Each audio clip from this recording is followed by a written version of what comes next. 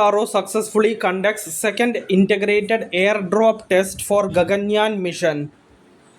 The Indian Space Research Organization has successfully conducted the second integrated airdrop test AIADT-02 for the upcoming Gaganyaan mission at Sriharikota in Andhra Pradesh. The system is essential to ensure safe recovery of the crew module, the capsule in which the astronauts sit during a human flight.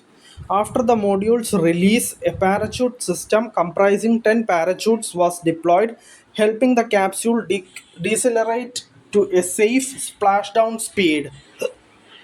The IADT-02 follows the successful completion of the first IADT, which took place on August 24, 2025 at Satish Dhawan Space Center in Sriharikota. In the first IADT, a 4.8-ton dummy crew module was dropped from a height of 3 km by a Chinook helicopter.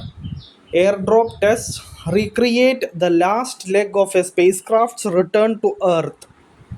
An aircraft or helicopter drops the spacecraft from a height to test various systems under different scenarios.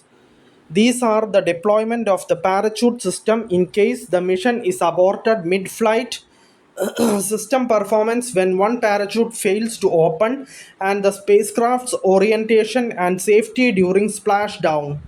Union Minister Jitendra Singh congratulated the ISRO for successfully conducting the test. India's first human spaceflight will be launched from Sriharikota in 2027. Thank you for listening. Thank you for watching. Thank you, everyone. Bye.